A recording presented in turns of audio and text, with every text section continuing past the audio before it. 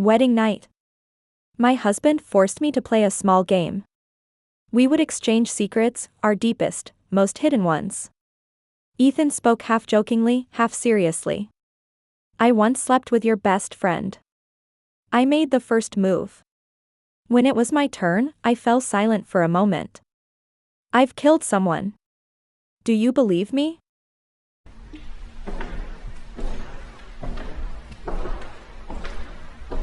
Chapter 1. Ethan laughed hard. Honey, are you upset about what I just said? I was only teasing you. I like it when you get jealous. Ethan was a well-known rich heir with a reputation. The fact that he chose to marry someone ordinary like me had already surprised everyone. To him, a final indulgence before settling down felt only natural. He urged me on eagerly. Your turn. As an exchange, you have to tell me a secret too. Do I really have to? I said, brushing my fingers over my husband's handsome face with feigned hesitation. All right then, but once you hear it, you're not allowed to regret it. Of course, he said. The alcohol loosened something I had buried for years.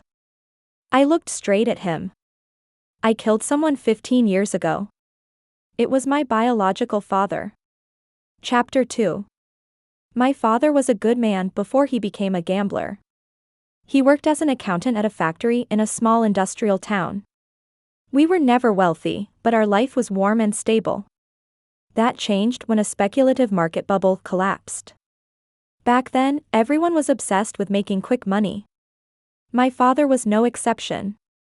At first, he only invested a little extra cash, but he grew addicted. When the returns felt too small, he started dipping into the company's funds. The amounts kept growing. To cover the gaps, he borrowed heavily from illegal lenders, convinced he could win it all back and quietly return the money. Ethan scoffed when he heard this. That's how suckers always are, confident and naive. Yes, I said. My father believed he could always turn things around. He lost again and again, and each loss only made him more desperate. He lost his job, sold the house and the car, and still couldn't pay off the debt. The lenders beat him and threatened to kill him. My mother had no choice but to beg relatives for help and sell the only property my grandmother had left, just to cover his debts. We cried together. My father swore he would change, that he would start over. But the very next moment, he borrowed money again. How long will it take to repay all that? My mother asked. My father answered with confidence. One big win. A few good rounds, and it'll all be back. After he went into hiding, my mother took me from place to place, constantly moving. No matter where we went, the lenders always found us. My life sank into quicksand. The more I struggled, the faster I went under. One day, my father suddenly appeared to pick me up after school. We hadn't seen each other for months. He told me he had found a new job and that our family would be together again soon. I was still in my first year of high school, naive about human nature. I believed he had only lost his way briefly and would surely turn back. Holding his hand, I talked excitedly the entire way. I told him I ranked first in my grade and had been selected for a national math competition. Dad, I'll work hard. I can take student loans for college. You don't need to worry about money. He listened distractedly, constantly scanning our surroundings. When I said I was thirsty, he handed me a bottle of soda. He even twisted the cap open for me. His hands were shaking so badly that the fizz spilled over, but I didn't notice the hesitation that flashed through his eyes. I drank it carefully, savoring every sip. That bottle of soda changed my life forever. Chapter 3. Your father, he drugged the drink? Ethan's voice tightened in disbelief. Is that really so strange? I said calmly. When gamblers reach the end, they lose all sense of humanity. A title like a father becomes nothing more than an empty word. After I drank it, I lost consciousness completely. When I woke up, I was lying on a bed in a luxury hotel. The room was thick with an overwhelming, decadent perfume.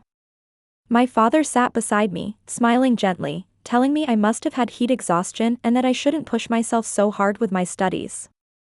My entire body ached, yet I couldn't remember what had happened. Every time I tried to think, a splitting headache followed, leaving only fragmented, distorted flashes. My memory was completely broken. I was terrified as I stumbled out in a daze. Before I left, my father warned me again and again. Your mother doesn't want me seeing you right now, so you must keep this from her, all right? Believe me, I'll turn things around. I'll send you to the best schools, even overseas. I wasn't stupid. Something had definitely happened. There was severe bruising between my legs. Although my body had been scrubbed clean, there were still faint traces of blood. My school uniform had been changed, it wasn't the one I wore that morning. With every step, a dull, unfamiliar pain surged from deep inside my body. I was terrified, and I had no choice but to tell my mother everything. She took me to the hospital immediately. The examination confirmed it, I had been assaulted, and not by just one person. It had been many. My world collapsed.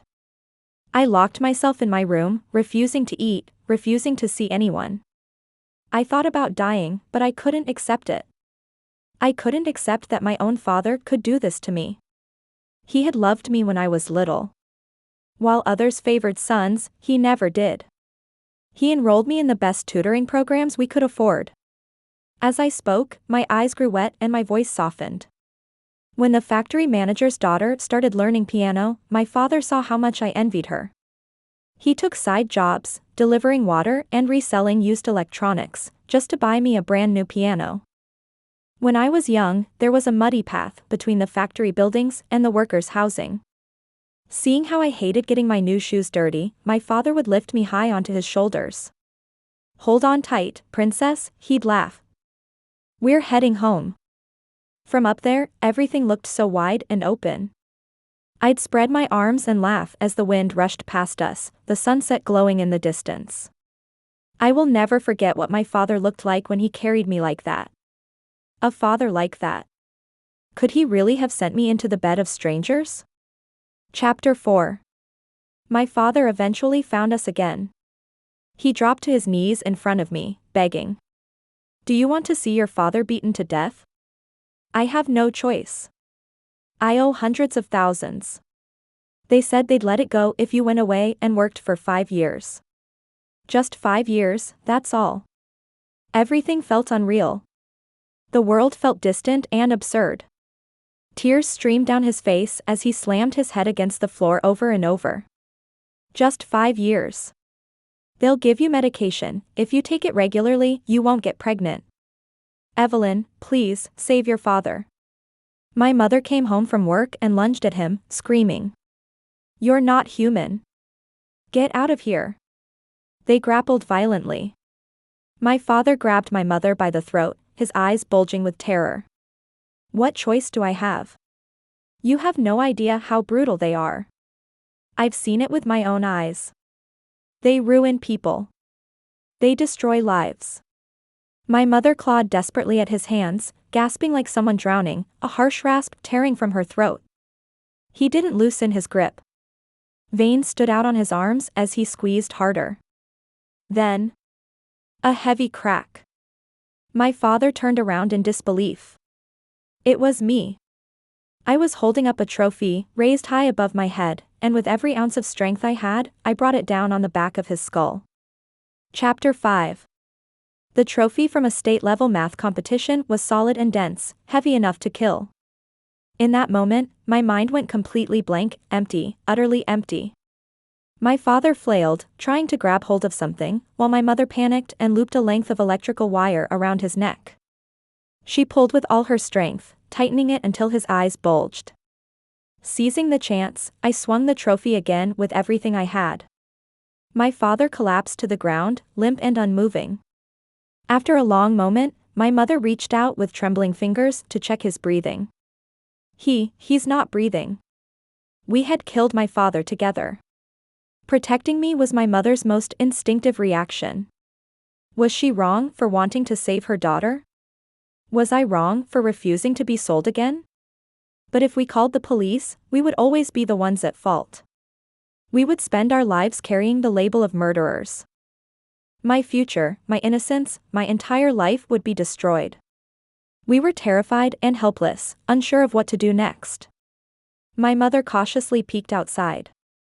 The narrow alley lay silent under the moonlight. At the far end of the alley, someone was there. It was an elderly woman who ran a small convenience store. Her name was Aunt Parker.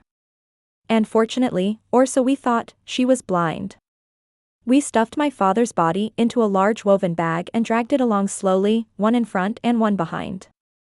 As we passed by, Aunt Parker suddenly spoke. "Evelyn's mom, where are you going so late at night?" The old woman sat hunched in the darkness. Her cloudy, pale eyes, seemingly without pupils, turned in our direction. My mother jolted in shock.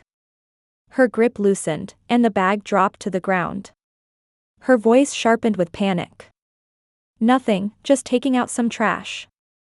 Aunt Parker looked over expressionlessly. "That's a lot of trash," she said. "And it looks awfully fresh.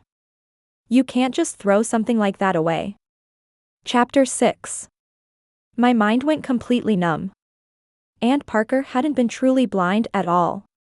She had a congenital eye condition that impaired her vision, but she could still see enough.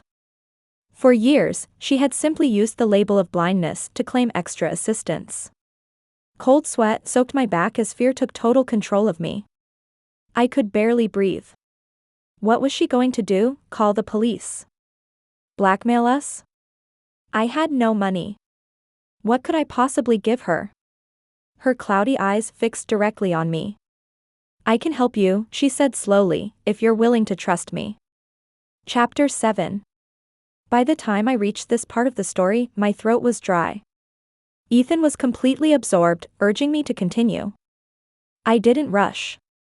Instead, I asked, "If it were you, what would you do?" He thought for a moment. "I'd probably agree. Things were different back then. Surveillance wasn't nearly as widespread as it is now. There might have been a way out. Still, what could an old woman like her really do?" I didn't seem satisfied with his answer. "There wasn't only one option," I said with a quiet laugh, half my face hidden in shadow. "There were two of us." Aunt Parker was alone, with no family, no one to look for her. "So we also had another choice," I continued softly. "We could have silenced her." Chapter 8. Ethan's expression changed as he looked at me like this. I took his hand. His palm was cold and damp, and I covered it with mine as if in sympathy. The thought of killing her did cross my mind. My head was in chaos. For a brief moment, I felt like I had become my father, cornered, desperate, forced into one final gamble. When survival is at stake, anyone can turn into the most reckless gambler of all. In the end, I chose to trust her. Aunt Parker told us to drag the body into her kitchen, and we did. She asked my mother what she planned to do next. My mother, whose understanding of crime came mostly from television dramas, stammered, "Throw it away?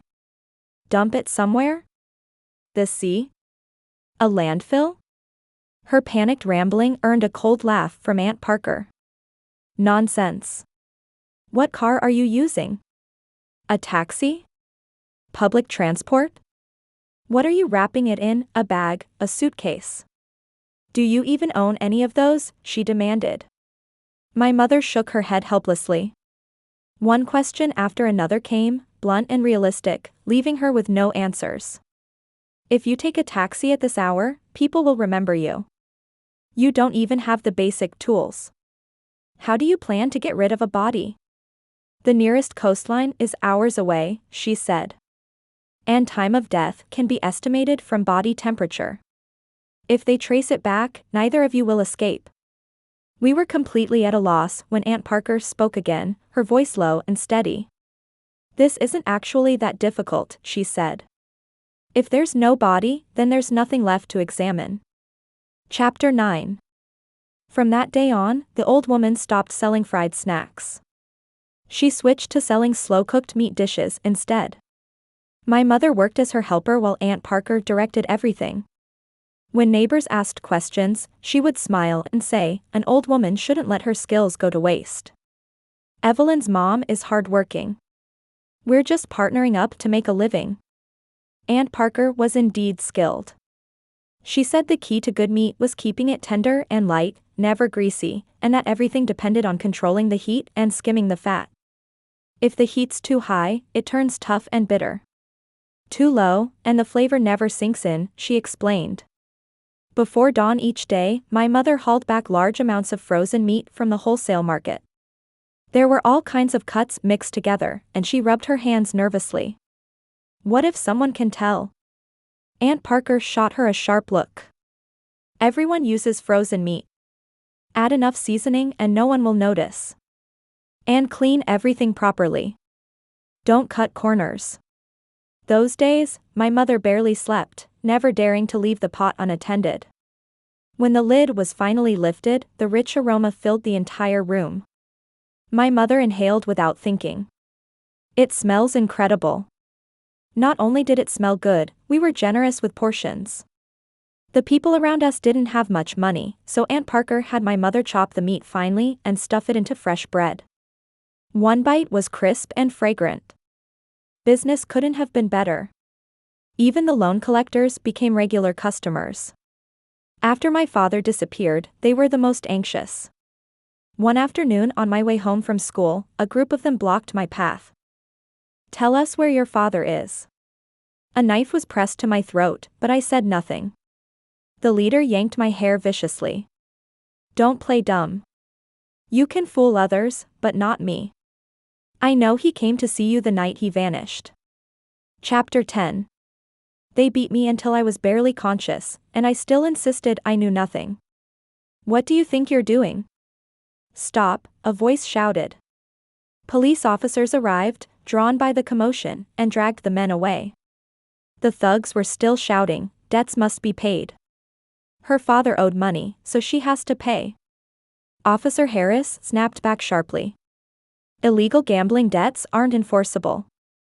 Harassing civilians is a crime. If I catch you bothering Evelyn again, you'll be looking at real charges and jail time. I cried on the surface, but inside I finally breathed a sigh of relief. Officer Harris was as upright as I'd hoped. It was worth all those days of deliberately taking this longer route home. He glanced around our nearly empty rental room. When his eyes landed on my math trophy, my breath caught.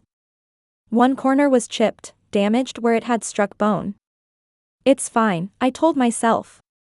My father had been missing for over a month. Gamblers disappearing or dying wasn't unusual. Even if it were tested, nothing would come of it. In the end, he only patted my shoulder sympathetically. My daughter's in your class. I've heard about you.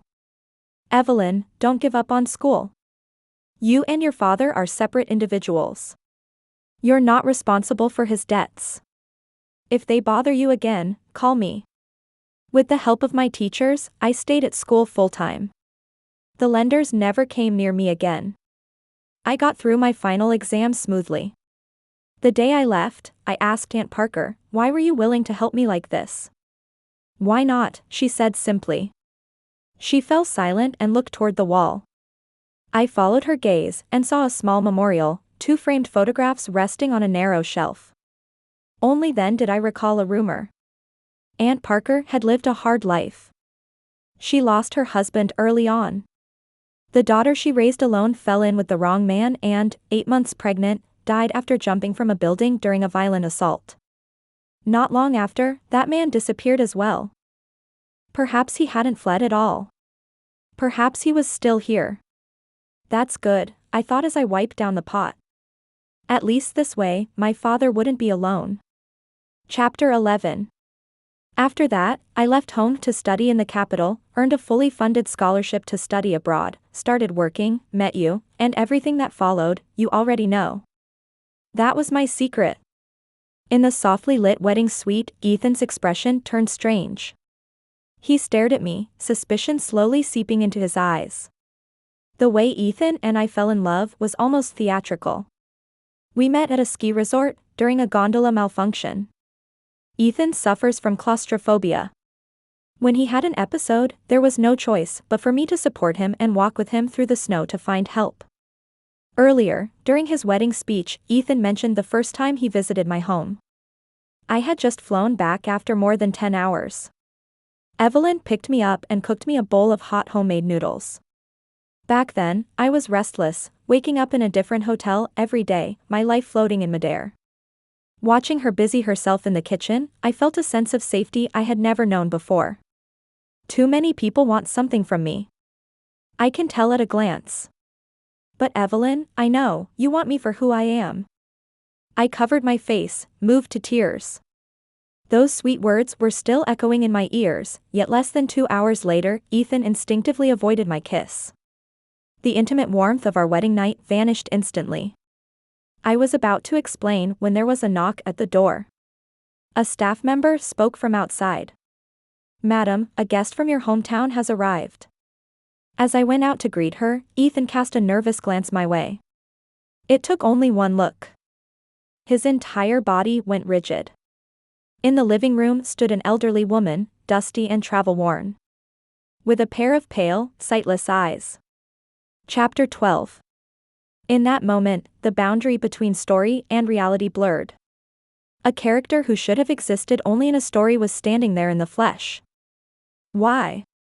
Could it be that the murder story was real after all? A chill crept up Ethan's spine. He felt himself sinking into a carefully woven trap. That bowl of noodles that had once conquered his taste buds had come from my hands. In an old, dark red pot of simmering stock, I had lifted out a chunk of richly cooked meat with chopsticks, chopped it finely while it was still steaming, sprinkled it with herbs, and filled the room with a mouth-watering aroma. "Baby, your cooking is better than what we get at 5-star hotels," he had said. Every time, he would finish everything, broth included, while I smiled faintly and replied, "Really? It's a recipe my mother left behind. A family method that's been refined for years. Of course it's different. Years of slow-cooked flavors." Ethan's head began to spin. His stomach cramped violently, nausea rising in waves. He couldn't accept that the woman beside him might be a killer, not even if she had been forced into it. He immediately called his secretary, his voice sharp with panic. "Check Evelyn's family background from 15 years ago. Especially her father. Do it now." In the living room, I was making small talk with Aunt Parker. She sat stiffly on the edge of the sofa. The roads back home were flooded, and the route to the station was blocked. "I ended up delayed and almost missed your big day." Ethan had always avoided dealing with my relatives from back home, but today he was unusually attentive, asking question after question. As he passed Aunt Parker, the teacup slipped from his hand. If I hadn't reacted quickly, the hot water would have spilled onto her. He kept probing her. "Aunt Parker, can you really not see it all anymore?" The old woman, unaware of anything, nodded. "Cataracts. I can barely see now. My nephew brought me into the city this time. Evelyn wants me to get surgery, but at my age, it feels like a waste of money." Watching how tense Ethan was, I couldn't help smiling to myself. After seeing Aunt Parker off, I wrapped my arms around his waist from behind and said with quiet amusement, "Honey, you don't actually believe that story, do you?" Chapter 13. "So was it just a story," Ethan asked, "or was it your secret?" His breathing quickened. I pressed against his back and felt the faint tremor running through him. Aunt Parker is actually a distant relative on my mother's side. I just borrowed her image for the story. That kind of technique is common in storytelling. Think about it, if it were really her, the ages wouldn't even line up after 15 years. At that moment, his secretary sent over the background check. I snatched his phone before he could stop me and read the message out loud. "Ethan, your wife's parents are both alive. 15 years ago, her father worked as an accountant at a local cotton mill. He even attended your engagement banquet. You remember him, don't you? Evelyn, give me my phone back." Ethan snapped. Watching his face turn ashen with anger and panic, I couldn't help laughing. "Honey, that story was inspired by something that really happened at my father's workplace. I called it desire. It's a reminder that when men can't control their urges, they eventually burn themselves alive. Don't you agree?" Only then did Ethan realize that I was angry. I was just different from other women. The angrier I got, the brighter I smiled. Ethan, I said lightly, you tried to seduce my best friend on our wedding night. Am I not allowed to be upset? Chapter 14. When you came back, you were wearing someone else's perfume. The truth often hides inside jokes. Lily was my best friend, a former model with long, striking legs. Ethan had always been interested in her, though he claimed that was all in the past. Just this once, he promised. There won't be a next time. I swear. To prove it, Ethan opened his messaging app in front of me and deleted all of her contact information. Evelyn, right now, you're the only one I love. He lifted my chin, leaning in to kiss me. Desire rushed through him, but as he tried to push himself up, his knees gave way. His strength drained instantly, and he collapsed back onto the bed, gasping for air. Wait, why can't I move? Why does your heart feel like it's racing? I asked softly. It's all right. Those are normal symptoms after being poisoned. Ethan's eyes flew open. Chapter 15. This poison is lethal, I continued calmly, but it takes time to take effect. That's why I chose to tell a story, to distract you. When a person's attention is diverted, they ignore what's happening inside their body. A well-told story guides the listener's emotions. You blame the racing heart, the sweating, the trembling on the story, on the alcohol, anything except poisoning. I was satisfied. Looks like my story worked perfectly. Why, what are you trying to do? Terror filled Ethan's eyes. His body convulsed, his teeth chattering violently as he struggled to crawl off the bed. I wrapped my arms around him, holding him down in what looked almost like an embrace. From the very beginning, you should have been on guard, I said quietly. 15 years ago. The Rujeo Hotel. Don't you remember? Among the wealthy young men who took turns violating me that night. Ethan was one of them. Chapter 16. I gave you a chance to survive. The poison takes time. If you'd felt even a flicker of guilt, you would have noticed something was wrong and tried to save yourself. But you didn't. You noticed nothing. You forgot every person you hurt. To you, we were disposable. The memories I had tried desperately to erase were meaningless to Ethan. After all, Ethan's family owned the largest casino hotel in the region. 15 years ago, during summer break, he had been sent there by his father to learn the business.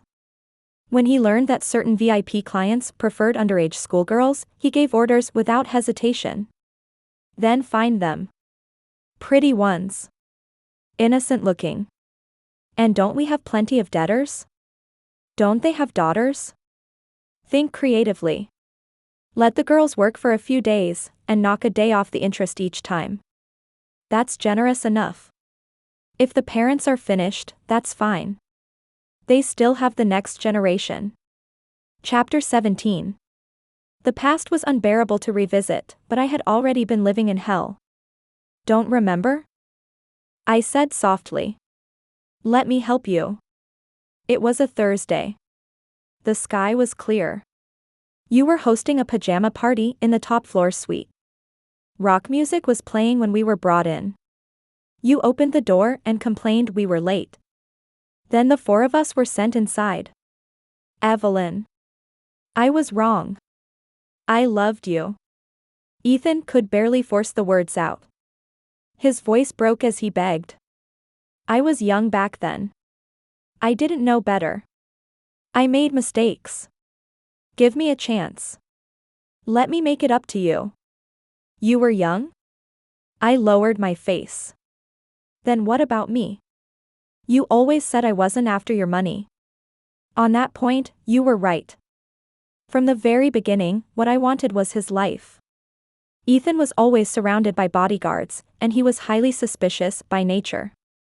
Getting close to him was difficult. Escaping afterward would have been even harder. So for years, I studied him. I analyzed his routines, his psychological weaknesses. Knowing he had lost his mother young and never trusted easily, I tailored every move accordingly. I staged accidents to make him rely on me. I showed no interest in wealth or jewelry, so he would feel safe. I even proposed a prenuptial agreement myself, to prove I wanted nothing from him. Ethan tilted his head back in agony. The bedroom was on the second floor of the villa, the staff and guards were all downstairs. He tried to scream for help, but only a thin, rasping hiss escaped his throat. Every second dragged on endlessly. His struggling grew weaker and weaker, like suffering itself, which eventually always quiets. When the room was filled with nothing but my breathing, I looked at the mirror. It reflected my face, cold, smiling. The man in my arms stared wide-eyed, his head slumping lifelessly to the side. He died unwillingly, exactly as I wished. In the next instant, tears poured down my face. Disheveled and screaming, I burst out the door. Help! Someone help! My husband, something's happened to my husband. Chapter 18. A wealthy heir died suddenly on his wedding night. The news exploded. Rumors spread wildly, exhaustion from excess, a hired hit, even whispers of foreign occult practices. The police quickly ruled out a simple accident. There are no external injuries, but drug residue was found inside the body. Ethan's death was a homicide. Was it revenge? The villa had professional security, and there were no signs of forced entry. That possibility was largely dismissed. If it wasn't an outsider, then it had to be someone inside. As his wife, I was the first to be suspected. In the interrogation room, an officer pressed me sharply. During the hour you were alone together, did you really notice nothing unusual? The tone was harsh, clearly meant to apply pressure. I looked numb, my eyes swollen from crying. There were many guests at the wedding. Ethan drank heavily. So did I. I was dizzy myself. I honestly didn't notice anything. Ethan was known for his indulgent lifestyle, the officer continued. He had many past relationships. His ex-girlfriend even attended the wedding? Was it a crime of passion? I answered through sobs. Yes. I invited her myself, officer. I know my husband's past better than anyone. If I couldn't even handle that much, how could I be his wife? Besides, we signed a prenuptial agreement. If my husband died, what would I gain? Even the insurance beneficiary was his mother. The report confirmed that Ethan had been poisoned with a slow-acting substance. It doesn't take effect immediately. Symptoms appear at least 3 hours later. At the estimated time the poison was administered, Evelyn was in the dressing room changing gowns, with multiple witnesses. She had no opportunity to commit the crime. The family's business dealings are questionable. It looks like we should investigate possible revenge motives. With no means and no motive, my suspicion was quickly dismissed. As I left the interrogation room, I ran into a familiar face. I nodded weakly in greeting. When the door closed behind me, I heard a younger officer whisper, "Captain Harris, you know her?" Harris watched my retreating figure, momentarily lost in thought. Yes. I do. 15 years ago, her father vanished over gambling debts, and her mother abandoned her. I was the one who chased off the loan sharks. She was a driven girl, he added quietly. It's a shame, her life hasn't been kind. Chapter 19. My life really was unfortunate. In the story I told, my mother loved me deeply. She never abandoned me. She transferred schools with me, worked night shifts to support us, and would fight my father to the death if she ever found out I'd been hurt. In a drafty, dim rental apartment where rats scurried through the walls, we depended on each other to survive. I wished so desperately that I had a mother like that, one who would stand beside me through everything. In reality, after my father fell into debt, my mother divorced him without hesitation. She had long grown tired of his weakness, gave up custody, and ran away with another man. At the station, I knelt and begged her to take me with her. She pried my fingers loose, unmoved. Evelyn, your father needs you. I can't be selfish and take you away. Do this, if anything happens, call this number, and I'll try to help. After I was violated, I used the last of my money to make a long-distance call, desperate for help. A cold automated voice answered. The number you have dialed is not in service. She had lied to me. It was a dead number. Mom, I'm in so much pain. It hurt so much. I lay in a damp, freezing shack, my clothes in disarray, staring at the wall above me. The white paint was filthy, eaten away by layers of mold. Someone, please save me. In the story, I wanted to be kinder to my past self. So I gave her a mother who never left, and an Aunt Parker who stepped in when injustice appeared. If those characters were fictional, then that cruel night. Did it truly happen at all? And my father, where was he really? Chapter 20. The investigation soon hit another dead end. The police suspected the poison had been administered during the toasting rounds, but that night there had been 700 or 800 guests and staff combined. Finding a lead was nearly impossible. As the investigation deepened, however, they made an unexpected discovery. Inside Ethan's safe were numerous explicit videos. Many of the people featured were powerful figures. Ethan had hosted illegal gatherings for years, using those recordings as leverage. Public opinion exploded. So my favorite celebrity was a regular at those parties? Wasn't he asking for it? He deserved to die. Whoever did this has my respect. Didn't Ethan's family donate to charities and sponsor girls' schools? That's horrifying. I'm one of the victims. They promised opportunities, gave me a drink, and I lost consciousness. When I woke up, I was surrounded by strangers. They threatened to release the footage to my school if I went to the police. I wasn't the only one. Me too. I stayed silent because I was scared, but silence doesn't heal anything. I'm willing to testify. I have evidence. More victims stepped forward. More testimonies surfaced. The scandal sent shockwaves through society. The family company's stock plummeted. Multiple arrests were made, and several people now faced serious criminal charges. Ethan's death was buried beneath outrage and new investigations. But one question remained. How had the poison been administered? That was something Ethan never figured out, even at the end. The truth lay at the very beginning of the story. Chapter 21. On the wedding bed, intoxicated and half-joking, Ethan had said, "I seduced your best friend. I was the one who made the first move." In the fitting room. Out in the hallway, another group of guests was being interviewed. Lily's gaze met mine briefly in midair before we looked away. That kind of understanding needed no words. Yes.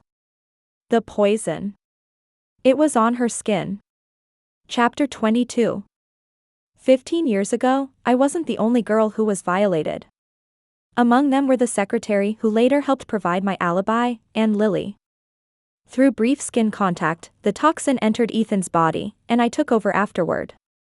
That way, each of us had an airtight alibi. The hotel was run by Ethan himself. He would never have been foolish enough to go anywhere with cameras. For that, I'm truly grateful to him, for giving us the perfect place to commit the crime. Chapter 23. I met Lily at the hotel. After the police failed to act back then, I tried to sneak into the hotel to gather evidence. When security spotted me, it was Lily who dragged me into a janitor's closet and saved me. "Are you insane?" she hissed. "If you hand evidence to the police, you'll be dead by tonight." Her father had been framed into massive gambling debt, and in the end his organs were harvested and his body dumped on the street. We recognized the same despair in each other and quickly became inseparable. That night, my father tried to force me to sell myself. I refused. I gathered my courage and said no. The police said we're separate individuals. Your gambling debts aren't my responsibility. He flew into a rage, his hands clamping around my throat. "I raised you," he snarled. "You dare talk about independence? Without me, would you even be alive? You owe me your life." As my vision began to fade, a figure lunged from behind. It was Lily. She had rushed in and brought down my trophy on his head. My father screamed and loosened his grip. Blood poured from his scalp. The pain drove him mad. He grabbed the trophy and smashed it into Lily. In desperation, I yanked a length of electrical wire from the floor and wrapped it tightly around his neck.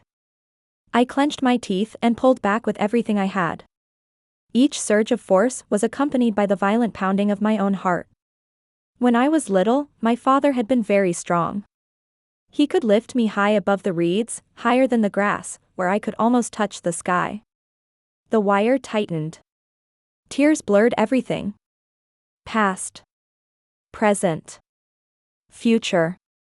A short, strangled cry cut off abruptly. Then there was silence. My father was finally dead.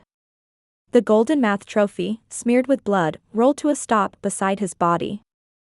Lily and I were both gasping, dragging in air as if we just surfaced from deep water. Neither of us spoke for a long moment.